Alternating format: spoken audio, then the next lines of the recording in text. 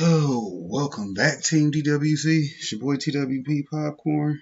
Y'all already know what time it is. A day in paradise. Rocking out with a big homie, TWP. Glad y'all clicked that video. Y'all know we got a great video topic. And as it is, it does say, are you hustling backwards? And that might not be what it says, but it's about ass backwards hustling. Shouts out to the ass backward hustlers, because you know somebody's got to do it. Won't be me. Let's see. Let's get the display back on here. Slide down. Get the slideshow going. Yeah, there we go.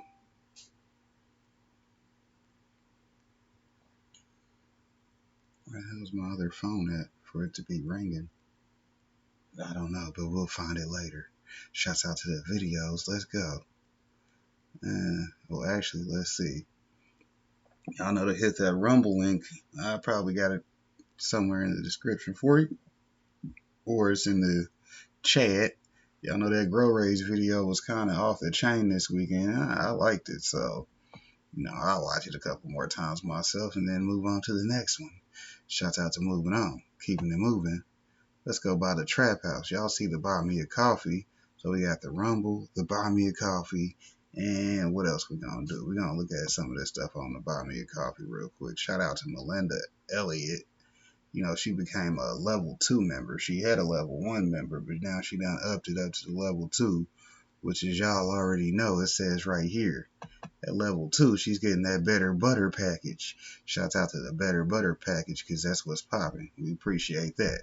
Then, shouts out to the J Jordan, because, he's a level 1 member, but he still be supporting Buying Your Bro Coffees also. So, that's all love and appreciation right there. Y'all know the Buy Me a Coffee is instant monetization for any platform you own. You set up your memberships, get you a couple things posted and all that good stuff.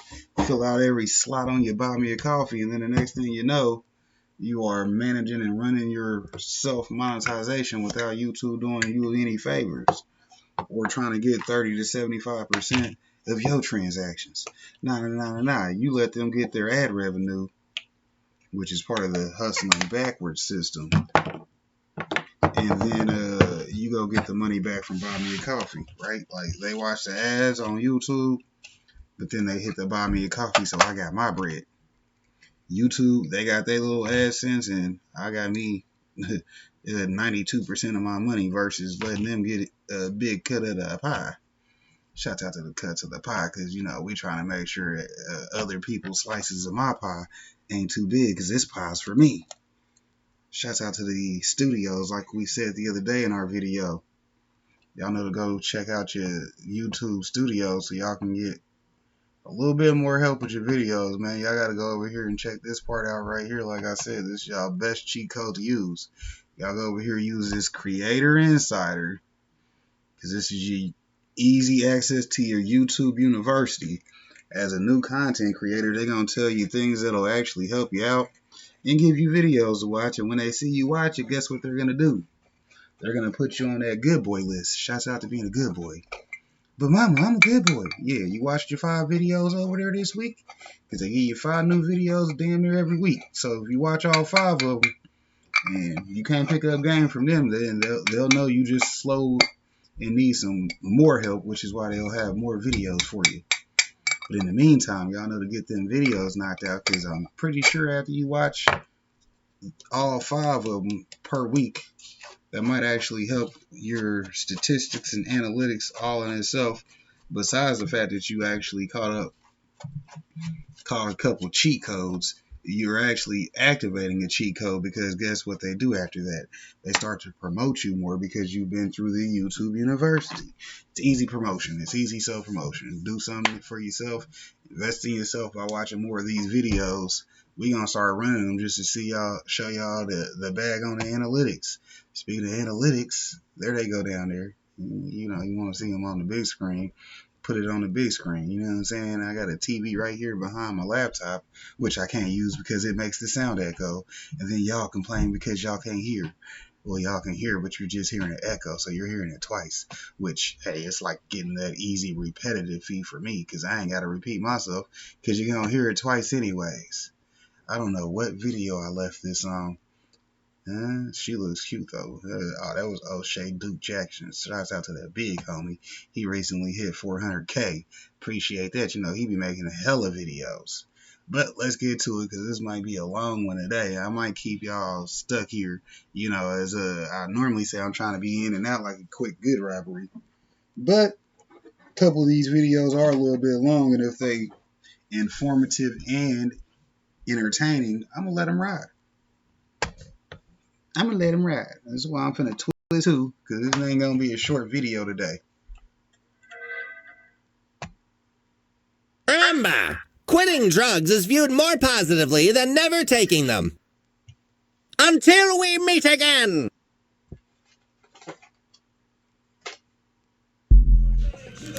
You see these fucking J's? Oh my god, I gotta get these shits, man. I missed these shits a couple years ago, man. Oh, let me see. Nah, that's a fact, nigga. I remember my shits are still wild fresh when they came out. But I'm definitely copping them shits again, nigga. Fuck that. But yo, on some real shit, nigga, need to go out and be around some love tonight, my nigga. Nigga, let's go. Where the fuck we at? Let's go to fucking Dykeman, nigga. Let's go to La Marina, Playroom, nigga. Anything where the bitches be at, Yo, nigga. with it, nigga. You already know. Y'all niggas just don't get it. You know why y'all niggas keep fucking up? Y'all take this shit for granted. Y'all get caught up in the lifestyle. Motherfuckers need to learn from me.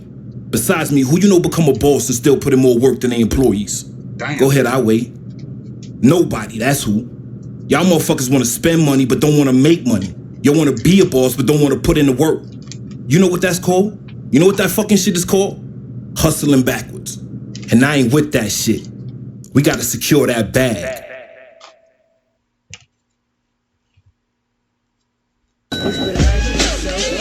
Mr. Nice Guy was blowing up, man. We got customers from all over New York. No, not that dude. We even stole a few from Samson. Oh, what's up, nigga? Come on in, man. Come on, weed, man. Thanks, baby. Get on, beat it, old, you scared. Yeah. Hey, so smoke a lot. What can I get you today, smoke a lot? Love weed. Let me get a pound of your Swedish chiba. Damn. Yeah, some told me to bring a lot of weed, man. Oh, shit. Pound of my Swedish Chiba. Don't get no better than that. Slam you the bag, baby. That's gonna be $9,600, bro. See what I got here. Come on, man. Hang out for a minute and smoke with me. I got weed, got my bong out. Come on, son. For you, man, I'll stay for a minute, but then I gotta be going. I understand. Man, Smoke a Lot opened up to me like I was Barbara Walters. It was ridiculous. He told me about his lawyer, He had sex with my mama. Why? his spirituality, God, if you listen, hell. his bad back, Doctor said I need a backiotomy. his love life. I'm impotent, man. Get away from me, bitch. I mean, talk about a guy with problems. Tough break. I can't take it no more. No wonder he smoked a pound a week. Somebody want it. So now we had a Real famous nigga boy. clientele, Green eyes gonna miss you. and guess what else? Call me next week. About weed. That's like 2 ounces and some change every day. Chigs, you know what to do. We got them. Everything up there. Whatever you say, Chigs gonna be on. He just pay lawyers. He don't got no car, no jury, no place to stay. You said Tariq don't got what? He don't got no car, no jury. Like, what is you doing it for? What is you hustling for? He ain't doing it but paying lawyers, paying paying method man. Like, they don't even got with a chain. He don't got no car. Remember they took him to the meeting in the room and they was like, then they just left him.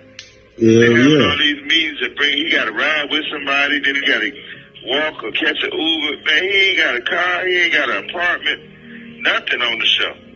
So they gotta He get their money paid up, huh? $500,000 for his mama lawyer and all this. Like, he always in trouble on the show. Like, who the fuck want to go to college and be like him? And for those who don't know, this is Big Meech on a phone call talking about the show Power and how old boys on here hustling backwards, especially on the show, because that's what this video topic is today. You know what I'm saying? So y'all know we got some good insight for you from an actual hustler who's locked up for it, telling you, hey, don't be out here doing all that. If you're gonna be getting some money and then stuck looking goofy, why? He ain't got, like, he don't have no purpose of, like, why he doing it. He ain't getting none. Monet Jihad and Mary J, they all got Rovers and Beamer trucks, and everybody got something, but he ain't got no car. He ain't got no whip. Everybody riding good with him. Yeah, and he ain't got no jury. He ain't got no money saved up. All his licks go to, he got to pay a lawyer. Damn. That's all I'm trying to tell them. They think they shit better than ours. Like, man, y'all got to do some more work. It can't be. I be watching it all the time. I watch all the shows. I'm a fan of everything. Don't get me wrong. But, he don't got nothing. Like, my point is this. We know it's fiction, but you showing this dude's a college student hustling in 2022, 2023, and he don't got nothing. Every time, he got the feds all over his ass all the time. They killing shit, but he ain't got a car. He ain't got no couple million saved up. He don't open a legit. He don't got a place to knock a bitch down. He live in a dorm. You know what I'm saying? Like, come on, man. And then you killing people on the campus. Right. How that work? Like, it's nothing to make a nigga in college like, yeah, I'm gonna be like Tariq. You know what I'm saying? He got one foot in school, one foot out. Yeah, you running. Your right homie is one of the richest motherfuckers in New York or in America, and you don't got nothing. You don't got and nothing. All you got is a hard time to go. He don't got shit.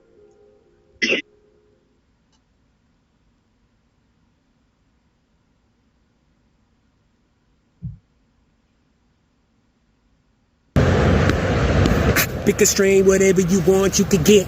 Indica sativa, never rolling plain Jane. I know some people, if you want drive 50, we ain't gon' cop any. Little mama got plenty, so many strain, puffing the flame, nothing but dro. One for the brain, one for the body, one for the soul. Running with strange, keeping the party under control. Up, away, flying, how far are we gonna go? Smoke team in the building, got 'em, it's what the deal is. Recognize, coming with Burns, Felix with Filming County boy, got the liquor. Casso was on the fader, Stevie came with the greenery, mixing multiple flavors, whatever you want, homie. Tell me when to say when. How about you and your friends? Come get with me and my friends and keep it real with me, girl. I don't want to pretend like this is a new thing. Really, that's what it's been like.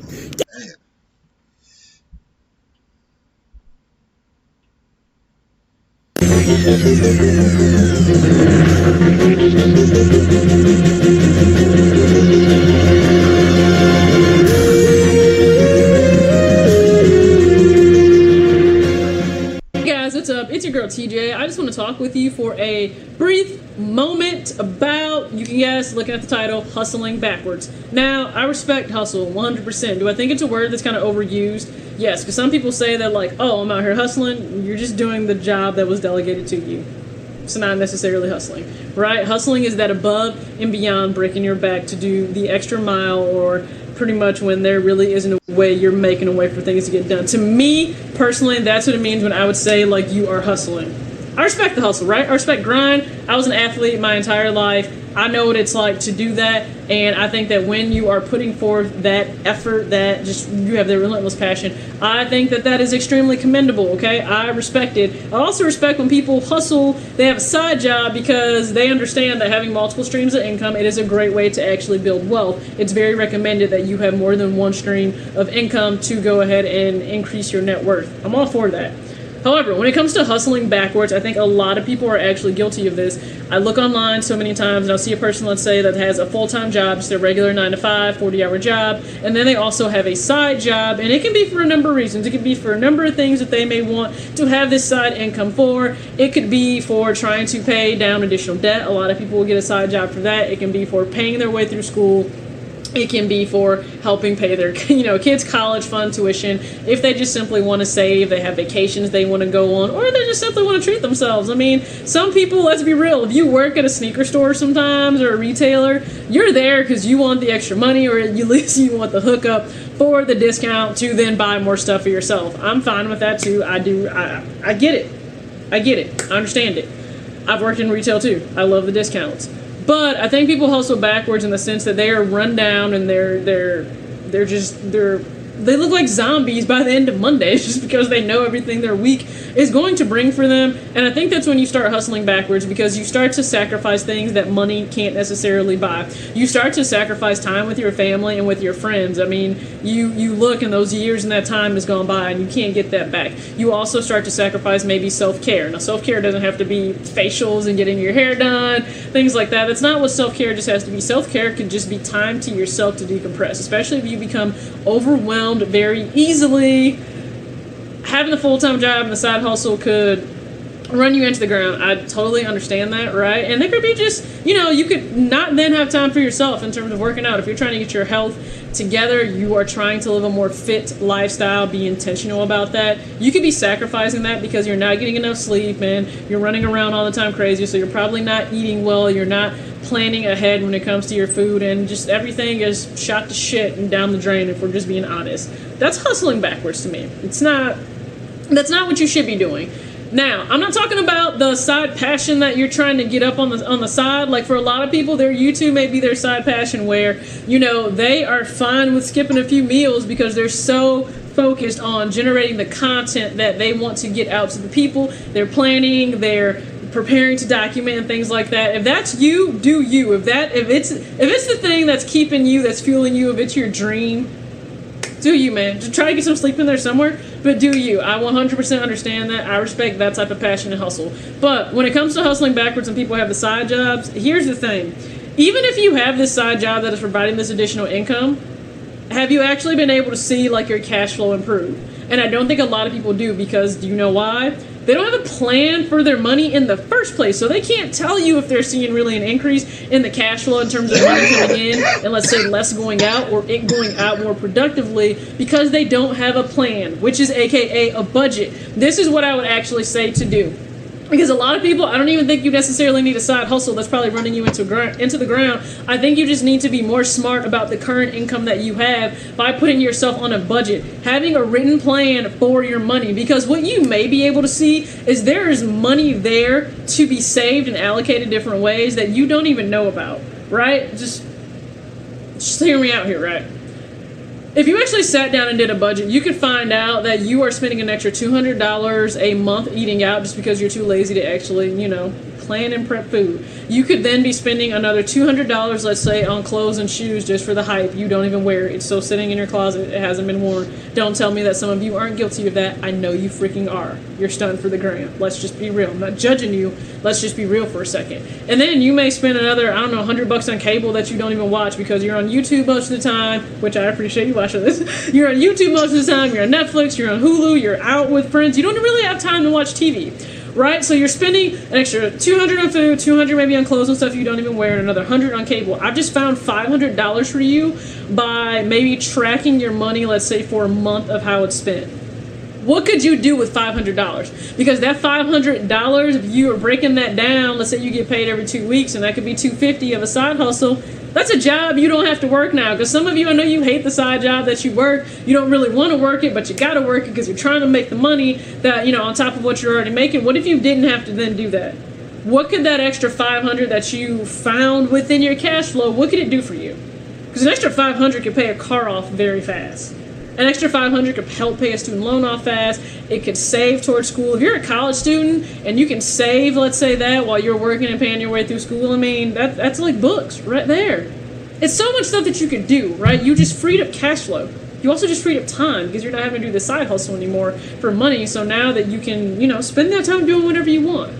All I'm saying is don't hustle backwards, right? Don't take a step forward because now, I am showing that I'm dedicated to increasing my cash flow, but then you don't even really definitively know if it has been increased because you're not tracking it. You don't know. That then takes you 2 steps back, and I don't want you to do that. I want you to maximize not only the current income that you have, but also just the energy and the effort that you're putting forth. Like, you always have to be mindful of that. I know young kids.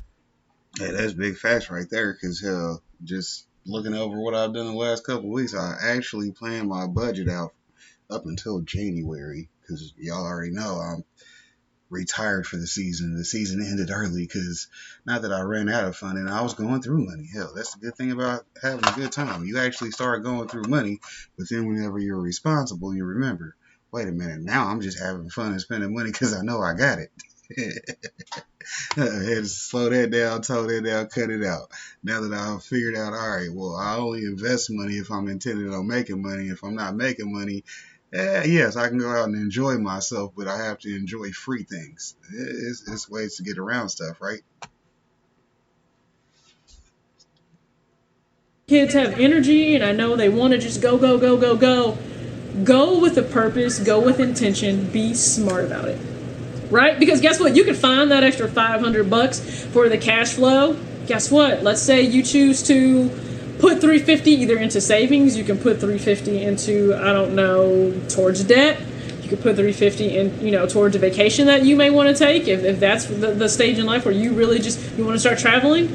And then that other $150, boom, could go towards, ding, ding, ding, you guessed it, buying some additional sneakers every single month, right? So I just helped you out there, hopefully understanding the mindset where I'm coming from. Just please don't hustle backwards. I know that's put into our minds that we got to grind 24/7, but just understand, a lot of people that are grinding for 24/7, they're not doing it in a smart way. They're running themselves into the ground. I don't want you to do that. I want you to be smart in the way that you move all the time, all right?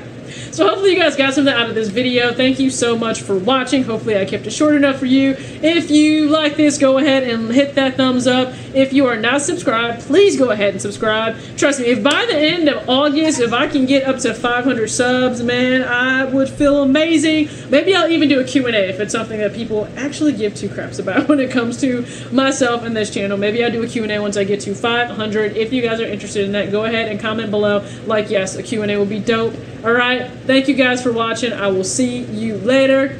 Peace out.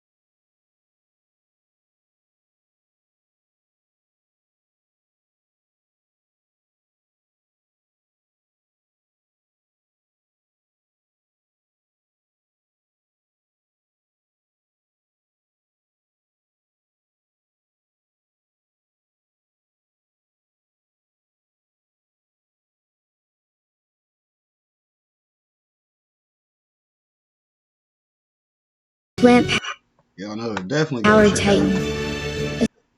They're bought me a coffee. I had 2 fingers down, so you know how it goes. One, then the other one. But you know how that is. I'm a player, boy. Them fingers get to working. I ain't gonna talk about that because y'all know we ain't here for that. But anyway, y'all know to go check them out on they Buy Me a Coffee or their YouTube channel. They might be doing more work on Buy Me a Coffee. I need to go look, right? A superfood avenger, or even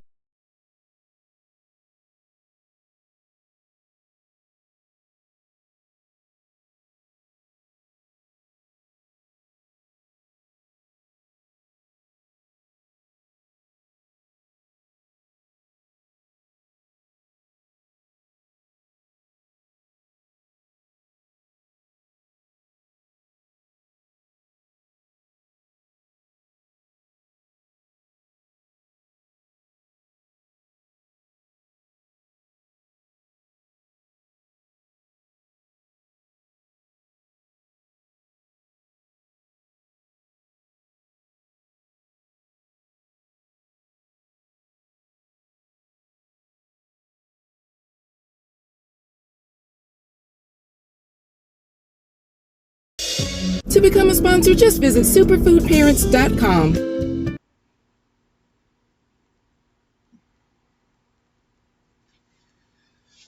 Alright, we're going to have to speed this up because This is a longer video. Hope y'all ready for it though. You know how we do. Let's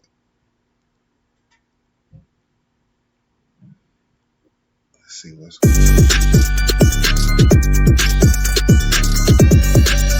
That beat on fast was good.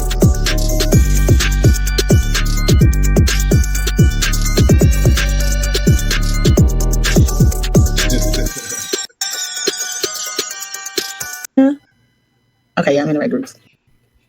I went live, but I wanted to stop that live and start again. So this topic is called "Why You Are Hustling Backwards," or "Please Stop Hustling Backwards," or "Detective, You're Hustling Backwards and Stop It Right Now."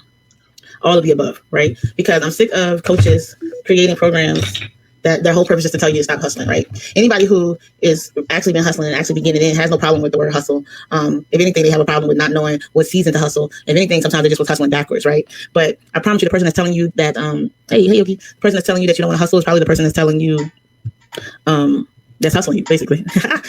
Because check this out. When you get into their programs, right? Because I'm here for you guys. I am the corporate hustler, right? I was there, and then I pivoted and I began to profit even more. Now there's a season of hustle, but I think the definition of hustle, has gotten a bad rap, honestly. It's not about hustling people out of stuff, because that's what we're talking about. Because that's not what they be representing. They're always talking about hustle and bustle. And when I look up the definition of hustle, and they're telling you guys you don't want to be in the hustle and bustle, the hustle and bustle is related to the noun, the word hustle as a noun, and that's busy movement and activity. The hustle and bustle of the big cities. So now, most of the time, that is the definition in which they're speaking from. There are three other definitions. The word hustle can be a verb, something you're doing, corporate hustle, right?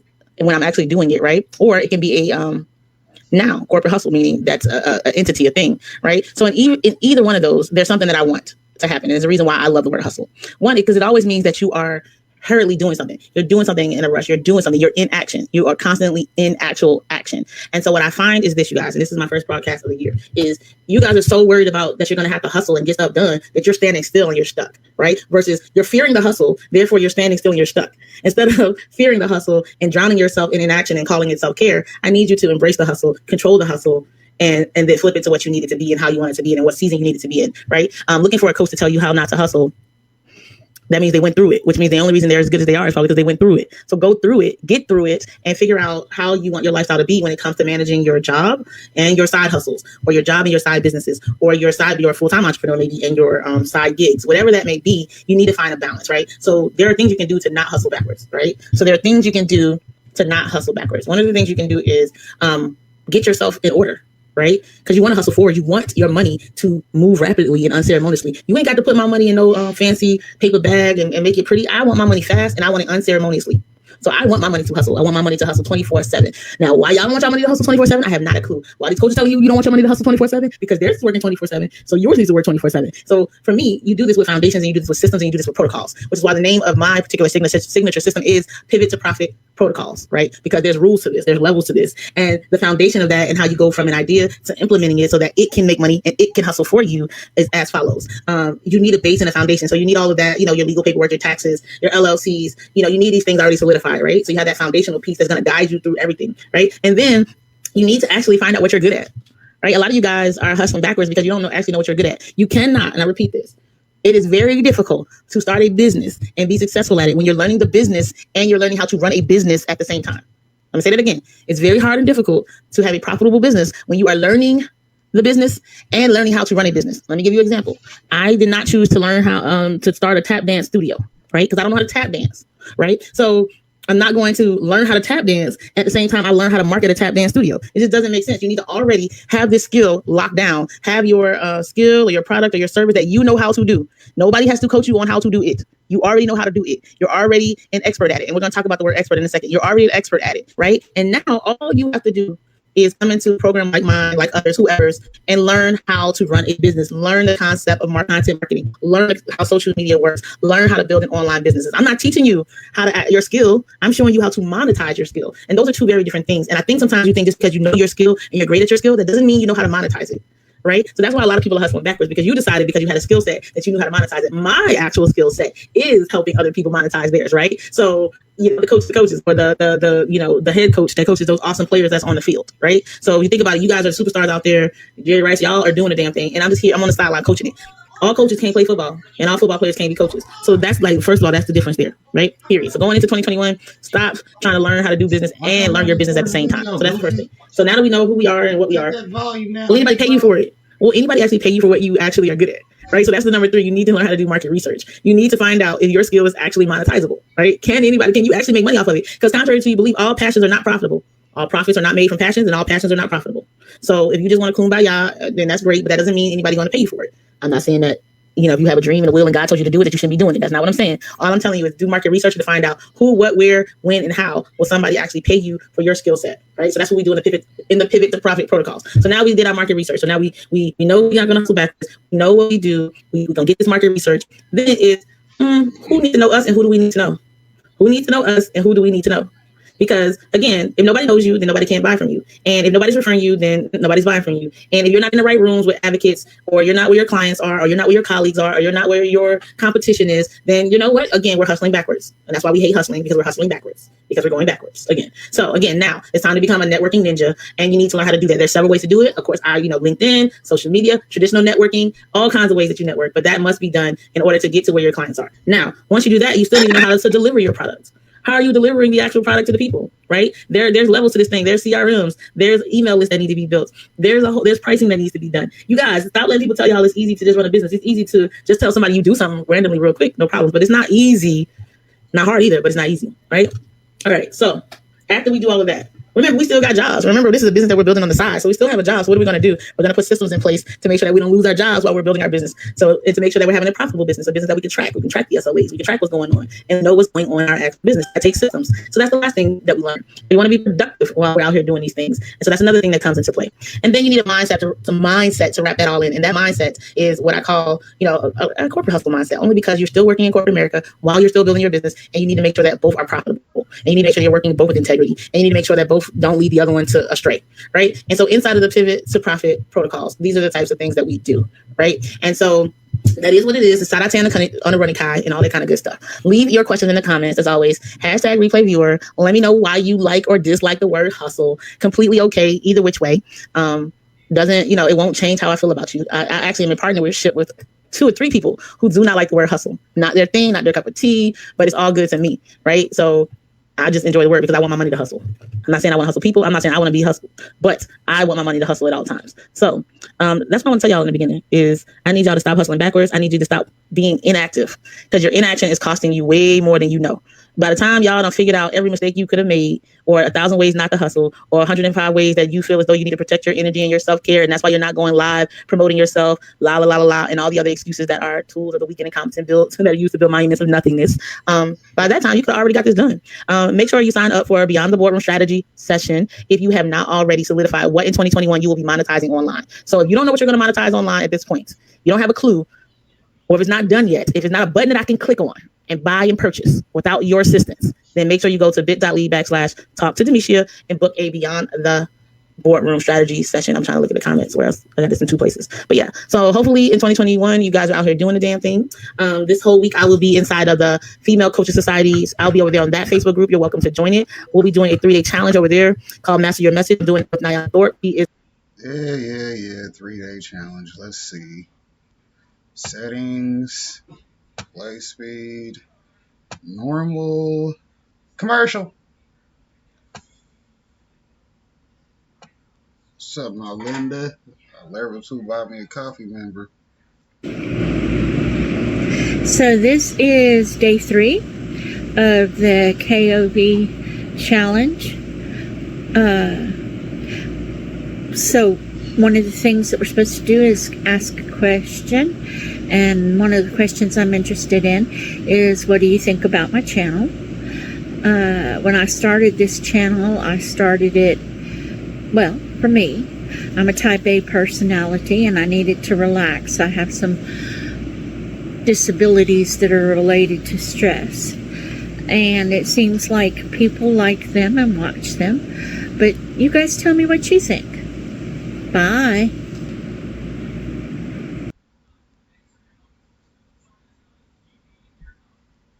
This book gives a lot of room and a lot of space for precise language and understanding that things aren't really about this or that, but more of this and that. It doesn't have to be or neither. Stop it doesn't trying have to to force us into one or the other because it's neither, right? And when you listen to Malcolm X speak and get interviewed, you see that that is exactly what he does. People say, so you believe this? And he would say, well, what I would say is that blah, blah, blah, blah, blah, blah, blah. He doesn't say yes and he doesn't say no. He forces them to accept his narrative. And I think this book sets an excellent prophetic narrative from which to view history. Hi, welcome back to Gotta Be Me podcast. We're so happy to be here again with you today. We are your hosts. If you have never been with us before, my name is Sophia Benyon, and this is my cousin, Peyton. That is me. Welcome back to our channel, everybody. If you are new here, don't forget to like, comment, and subscribe. If you're one of our commenters that is very disturbed that we're wearing black and gray again, deeply disturbed, I would ask you to please go look at the name of our channel. Go to the top, which would be called Gotta Be Me. Okay, so if we want to wear gray, we're gonna wear gray again. Now I do like different colors, but you know what? It's just gonna keep coming up, and I think we're probably gonna wear black and gray again, and honestly probably black and black, but that is not the point of our podcast, and I'm always the one who comes on with the mean things to say, so I will now turn it over to my nice counterpart over here, Sophia Benyon. I'm going to stop now. Hey, you gotta love the truth, or at least she's telling you like it is. We are excited about our topic for today. We want to talk about another book, but to me this is a very special book. It's another book that changed our lives, but it kind of changed our lives in a different way than maybe the other books did. I think it's one kind of the basis for our podcast, and most of our understanding that we talk about probably comes from this book directly or indirectly. Absolutely. We are very proud to say that we are personally acquainted with the author, Stephen Hargrave, and we hope that someday we are lucky enough, blessed enough is better, to get him on the podcast. So we'll see if that ever happens, but we would just like to read the title for us. It's called Hustling Backward. The subtitle is Regressive Progression. This is the story of freedom captured. That's so catchy. I love it. I always love it. Me too. And I'm glad we've memorized parts of it. I hope we memorize more. So, like we talked about, we grew up quite sheltered, and I think we did grow up sheltered, but in another way we didn't because of our traveling. Educated, you know? And also the traveling. But we're all over. But yeah, sheltered to like secularism. Secularism, and we weren't. Even though there were people that were, ignorant or even racist around us, we didn't really realize that was happening. Like when everybody wanted to touch our hair and say, oh, it's greasy, why is it springy, and pull it and things like that, we didn't even think we were just like, yeah, you can touch it. I always thought like my hair's so cool, but at the same time I thought it was cool, but like in an embarrassing way. Like I was super embarrassed because all these white girls I was around had like the longest hair ever, and they could flip it all around. Okay, I'm still bitter about it. No, you need to. Now I'm holding on to that bitterness. You need to let go. I have a grudge. I need to have a grudge. Glory in your afro, okay? I love my afro. I'm just kidding. So anyway, like I said, that's kind of how we grew up. And when Brother Stephen, we actually were on and off exposed to his preaching all our lives. Well, I grew up with him as my pastor for a few years, right? Or like how many years? Most of my life until I was like 13. That's really great. Yeah. And I would hear him preach like several times a year. But only in the past like 5 or 6 years did I feel like he finally started dealing with problems. Okay, so now I see what that video is about. Cause like I said earlier, I didn't watch these, so we're not gonna watch that. Let's just keep moving. Gotta hit pause. I don't want to have Pat on fucking super speed. We'll listen to him. Yeah, shouts out to Higher Desert Exotic. Y'all know to go get y'all some free beans every Friday. Not necessarily meaning you're gonna get some every Friday, but your chance to win is there. You dig? Yeah. So like Fox Farms though, like I noticed like, so if you're going to plant in some Fox Farms ocean forest, per se, you plant a plant in there and you veg it out for like 2 months and you get that plant monstrous and you're ready to flip it into flower. Now you have to add amendments to there because there's nothing left in it. Okay, let's back up just a little bit. When you say you planted it for a couple months and it took off monstrous, do you know what's in that mix that makes that plant grow? Synthetic salts. It's pretty much what it is, but it's ammonium nitrate. So they spray this ammonium nitrate on sawdust, and that ammonium nitrate is like, it's like acid on a fucking slug. So think of the organic and biology that's in there. It's killing. They put that on there. You can throw a pile of that. It's called It's called nitralized sawdust is what the industry calls it, as an amendment to mix it. And that's what they buy. Roots Organic, a bunch of them do that as an amendment. And that's their nitrogen pack. And then they tell you they put a bunch of guanos and they do other stuff. They don't put shit on it. That's what it is. And that's the reason, the difference between a good quality soil and them. And you just explained it, is it shot up and it grew through veg and it did really well. But the thing it's missing is that now, like if you grew in my soil or some good soil, it's not always my soil, but the difference between mine, you're asking, and Fox Farm and all the case studies, that Fox Farm with ammonium nitrate in the soil, that plant will shoot up really quick. It grows quick, and it's for tomato plants. Let's just call it tomatoes. We'll just do the tomato, but same thing with any other cultivar, is it shoots up really quick, and it puts off a few tomatoes, and the wind comes and that plant has no structure, and it falls over, and it's lanky, right? My soil versus the same tomato plant, you got a fucking heavy stalk, you got this plant that just fucking sits up and does its thing, and it's putting up tomatoes, you know what I mean? Yeah. So that's the difference. And why does mine do that? Because I have a living soil concept behind it. I want you to grow with bacteria. I want you to grow with fungi. I want you to do everything that is healthy in that plant. The last thing you want to do is feed ammonium nitrates in a tomato to your kids at the dinner table. Once you know, kind of. Also.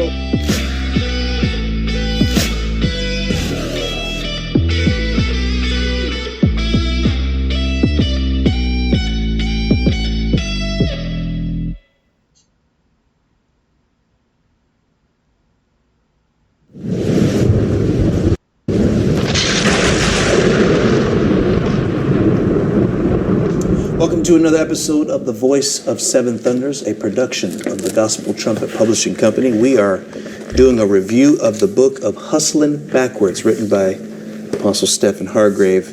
Regressive Progression. This is the story of freedom captured, which is available now for order at realblackexcellence.com, realblackexcellence.com, where you also will find links to download the audio version read by the author himself on both the Google Play Store and the Apple App Store.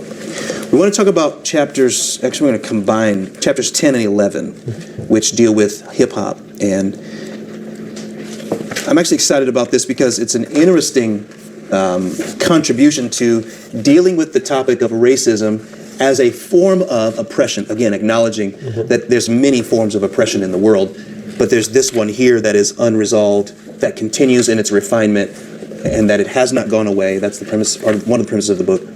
And why hip-hop, Brother Steph? So let's dig into that, and we could do a whole series on hip-hop, I'm sure. Sure, we can. No, I said I wasn't finna watch on this topic, but I just didn't want to watch them because I remembered that I had the author of the book that was being talked about versus some review content, because they were just reviewing. I'd rather watch this than that, which I had them both, because, the big homie be putting in that research. You know what I'm saying? But we talking about hustling backwards, so let's go into something a little bit deeper. If you don't like the topic, go ahead, hit the thumbs up on your way out. Catch one of the other videos, grown folk talk. That's why it's 18 plus content. And I'm not sure that this needs to be overly lengthy. It could be as lengthy as we need it to be. But the reason for the chapter on hip-hop, well, I thought you were talking about oppression and racism. To me, and we talked about doing this, and I think it's an excellent idea, your idea, there are certain topics that one must reconcile, individual topics that one must reconcile, they're interconnected, that if I'm going to holistically deal with the subject of oppression and racism, all oppression, but if I'm going to deal with racism in this particular instance, I'm going to have to address it from these particular individual subjects or subject matter. So hip-hop is one of those, and the reason why I believe hip-hop is one, because I am of the belief that we are in the hip-hop culture, that the hip-hop culture is the major influencing culture of the world today. And therefore, you can't possibly begin to speak about something that's oppressing the world, racism, or whatever it may be, without dealing with the pervasive culture of the world, which I believe to be hip-hop. And so that's the reason why we dealt with that. I think I probably should say here that I have taken the position, and I believe it, that there is quite a difference between hip-hop and rap. Those are two separate things. I don't know that the world makes all those distinctions. I'm sure I'm not the only one that's ever thought that, but I do believe I have a unique way of expressing it that perhaps everyone would not be privy to or wouldn't understand. And I start the chapter, of course, by, I'm looking at it here, I started by the prophet Daniel, chapter 3, verses 1 through 3, talking about the golden image, those that are familiar with the Bible, but there's the golden image that Nebuchadnezzar made as a result of the interpretation of the dream. And moving forward kind of rapidly, Nebuchadnezzar, King Nebuchadnezzar of Babylon, the Babylonian kingdom had taken over the world in essence.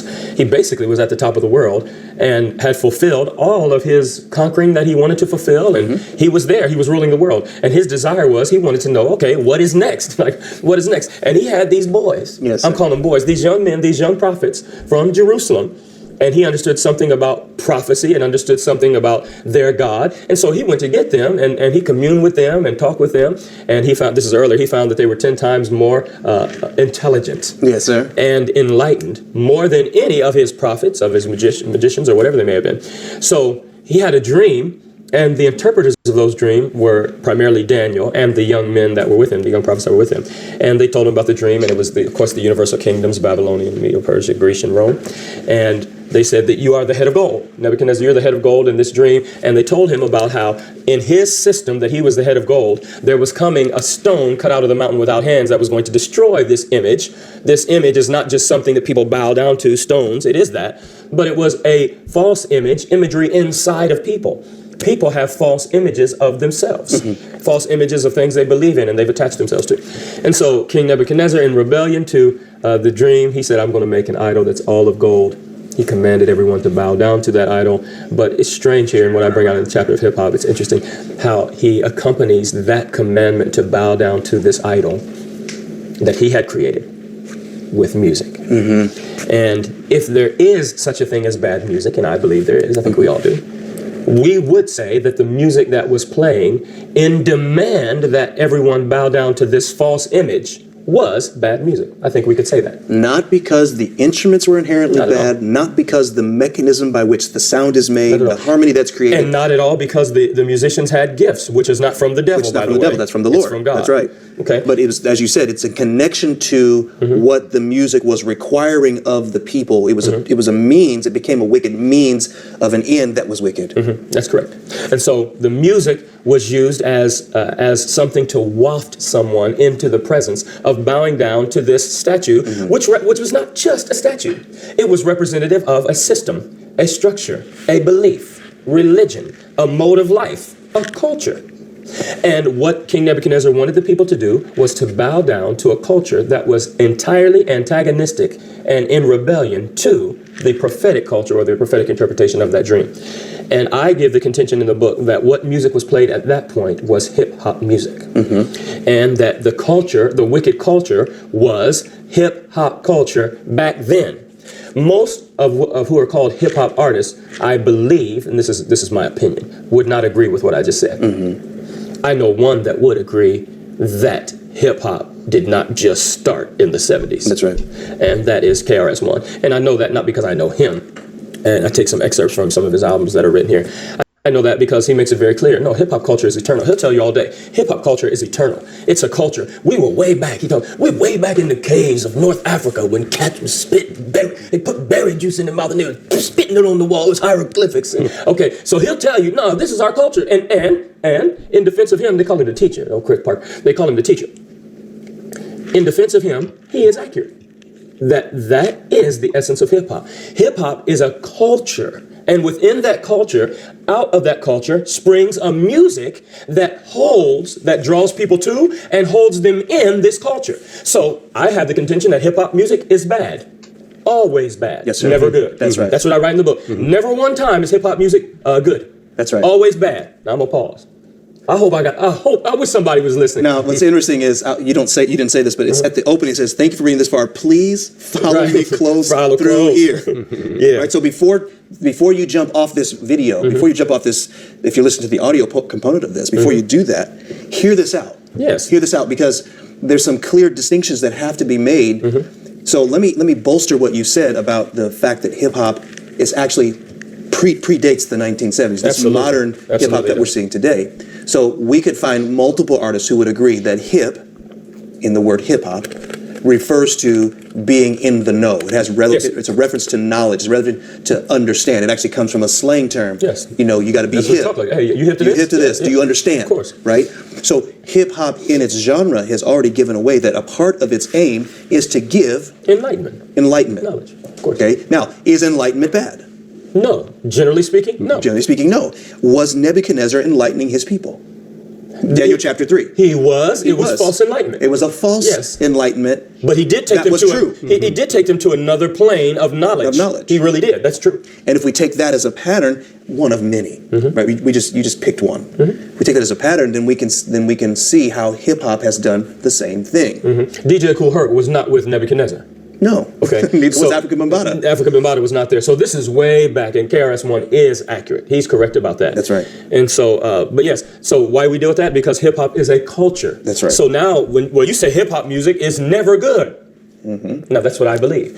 I think it's good to believe that, and also some people that have already turned me off and taken away my black card, which they can't do. I feel like doing some Paul, I'll be like, you black? So am I. So am I. Okay, but for those of you that would stay tuned in, perhaps you can reach out and talk to them on our behalf. No, hold on, listen. He did say that, and that was rough. But here's what they're saying. They're saying this. Okay, and I would hope that someone would have enough honesty to just listen, especially those that really like hip hop or look at like hip hop. So hip hop being a culture. So now we have to determine, is that culture the original culture that is the uplift of all mankind? And if it is, we all need to follow hip hop culture. That's right. If it is not the original culture, but if it was born out of rebellion to the original culture, the original prophecy, the original underlying of what God gave through his word, if it is a rebellion to that, then we have to say that it's bad. Okay? Not bad because music is bad, not bad because somebody made a rhyme, not bad because somebody can sing or somebody has talent, not bad for that. Bad because it stands contrary to the manner in which God intended humanity to conduct itself in this world. So, Nebuchadnezzar's, as we know, Nebuchadnezzar's dream, his commanding all nations to bow down, was in fact in rebellion to the prophecy. That's right. And because it was, for that reason, how can you say it's bad? For that reason. We say it's bad because it was contrary to the known will of God, contrary to the prophecy, which is contrary to humanity, which is contrary to the manner in which God who created humanity, intended mankind to live. Now we have to give some examples of that. So Nebuchadnezzar, getting out, this is back in the Middle East, okay?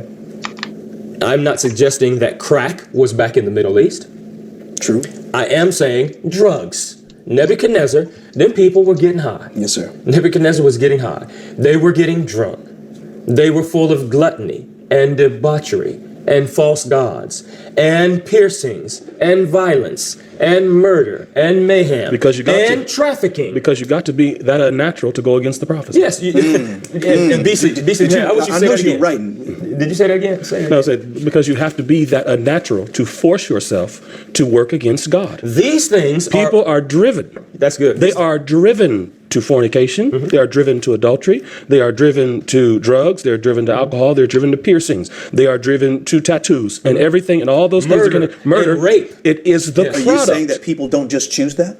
What do you mean? Those things that you just listed. Are you saying that the people didn't? I just chose this. No, I just wanted to get my tongue pierced. I didn't get no tattoo because of whatever. That's me. No, which is exactly what we say. So there's a byproduct. There is a point of rebellion that drives them.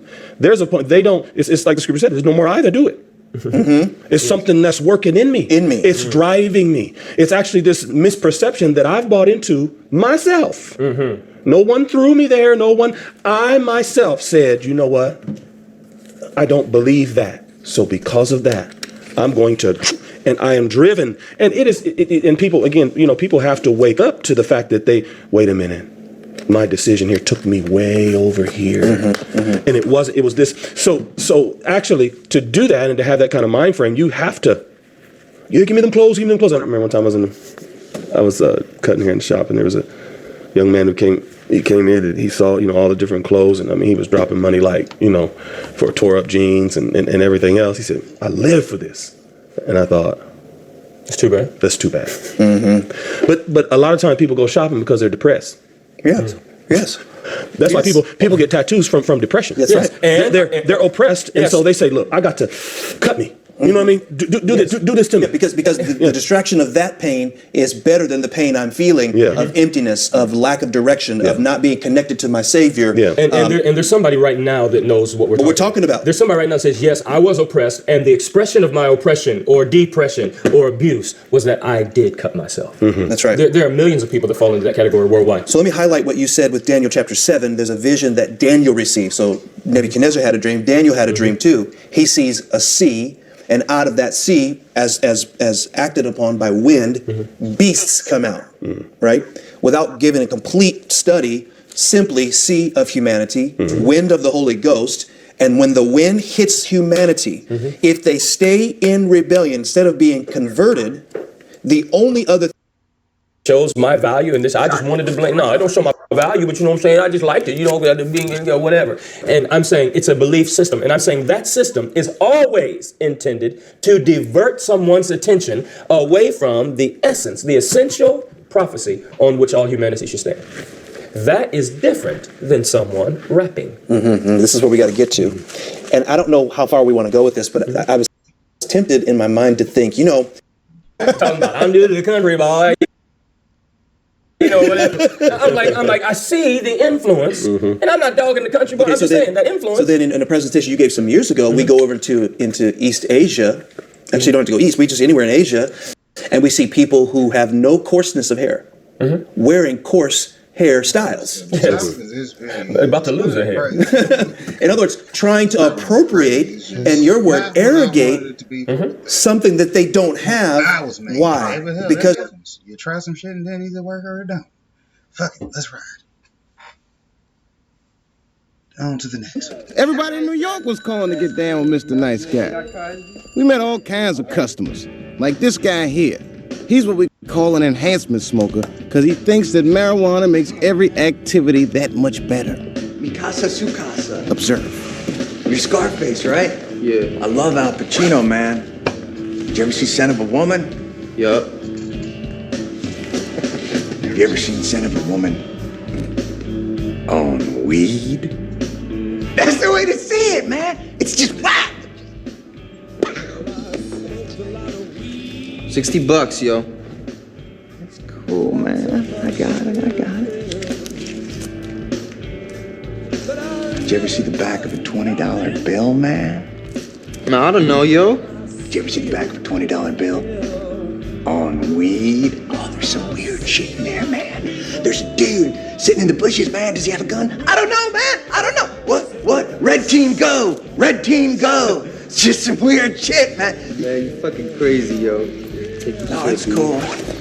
Thanks, man. Hey, yo, wait. Dude, I'm gonna check out the stars later. It's really trippy. Especially on weed, man.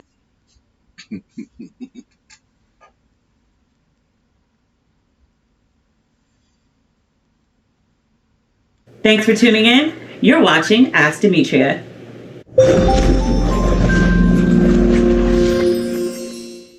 Hey Demetria, I've been dating the same guy for a while. I stopped dating other men because I'm ready for a relationship.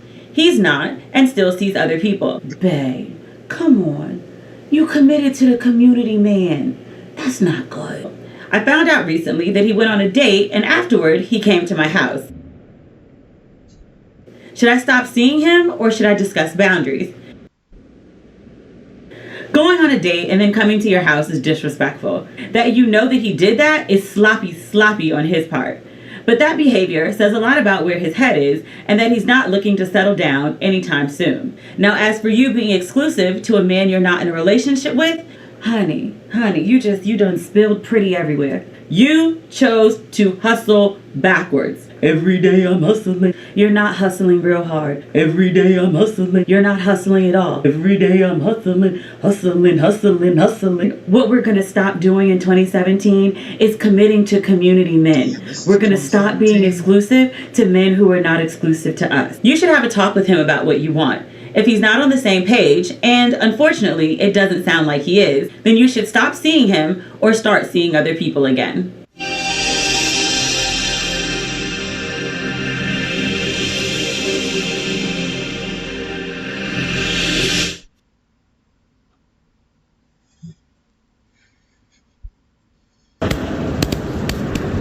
give it gas when I'm dipping competition, getting past, living fast, furious, staying on track, never worry when I'm spinning, laughs better getting back, ride from a dog, alphabeted on us, you gon' get it back, never split this pack, whenever I witness cap, we ain't fucking with your fiction, facts, your conviction lacks, when I get up in my bag, I'ma spend, we ain't tripping off tax, clipping this tag, working on my wish list, cooking this cake, let me flip this stack, you a flash in the pan, while you relaxing, I can't, my team finna pack the sedan, putting tracks in the sand, pushing my craft for the fam, got the people all clapping their hands, putting cash in my brand, keeping my octane high, my graded premium, not 8-9 or 8-7, and when I run across state line, I'm 9-1, I gun it, clock great time, my time come, disappearing in the dark horizon, way I cut turns, I'm as sharp as diamonds, got them on tilt like a car's alignment, this is raw refinement, not a hard assignment, I'ma give it gas, give it gas, bitch.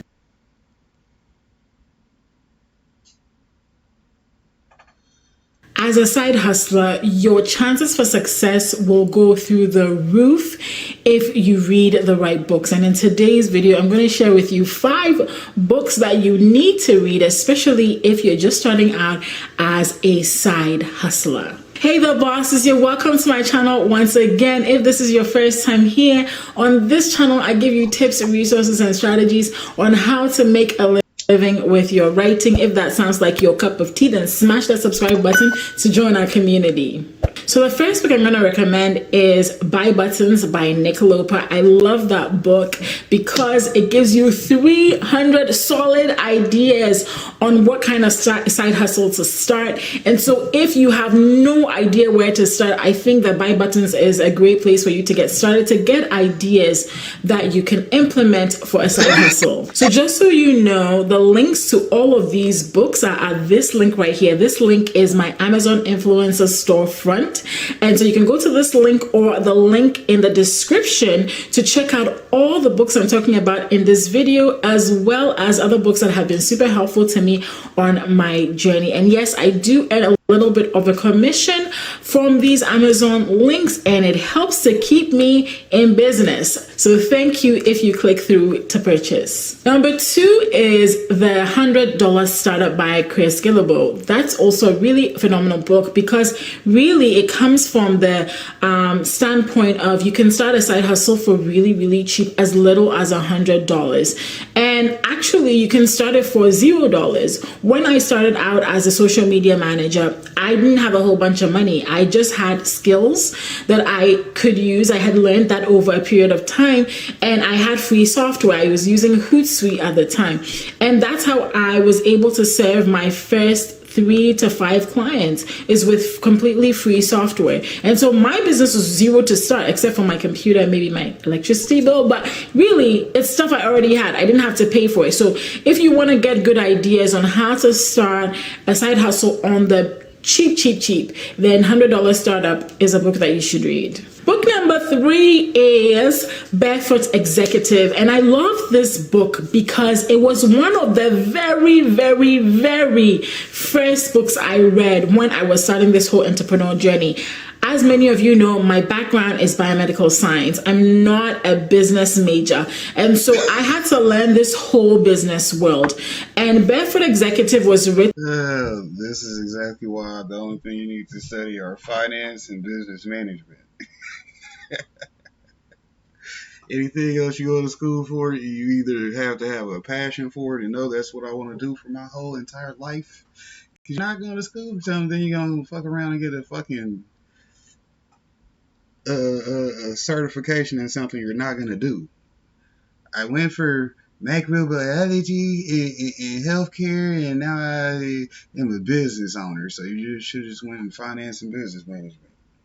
And then you would have been ready for what you're actually doing. Running your own business. Side hustles. But anyways, yes. Let's continue with her book list. It's almost done.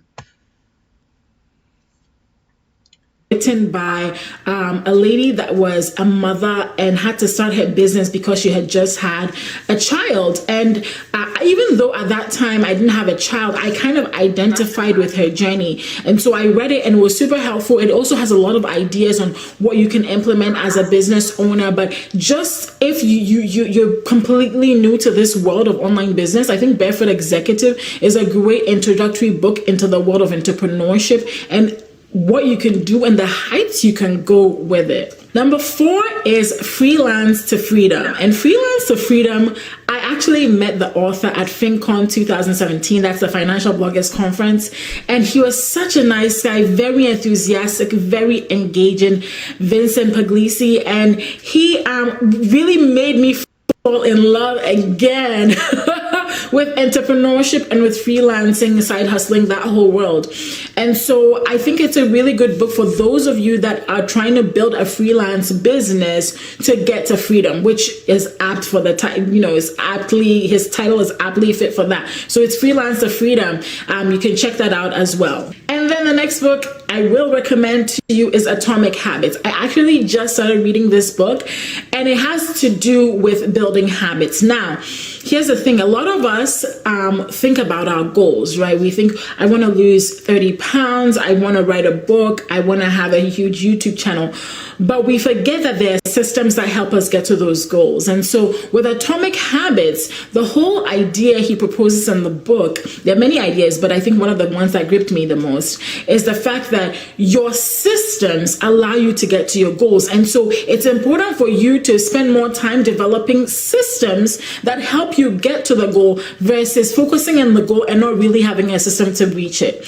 And so if you're able to build those daily habits, if you're able to build those daily things that help you get to that bigger goal, you're more likely to get there versus there being like some kind of like you going viral or some big life change happening and all of a sudden it changing your life. Focus on the daily steps that you can take to become better. And I think this book is good for you, whether you are a beginner, intermediate, or like at the highest level of your career, because it just helps you learn to build daily habits. And one of the daily habits I personally talk about here is, for instance, setting your working hours, right? And so even if you have a side hustle, if you set up your time so that you have working hours, so that you do 2 hours every day of work, within a week, that's 14 hours of work. Within a month, just multiply that. That's a whole bunch of hours that you're putting towards your side hustle. And just so doing those little things really leads to big results.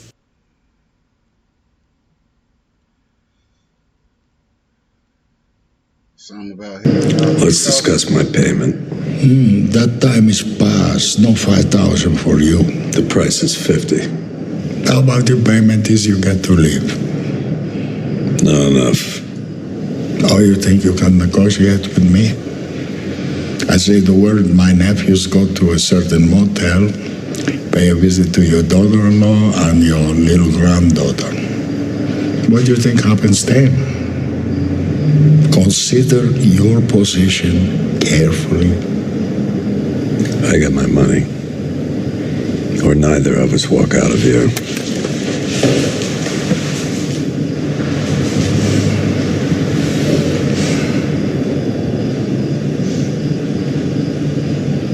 You willing to die for this? You? Maybe I need the 50,000 more than you do.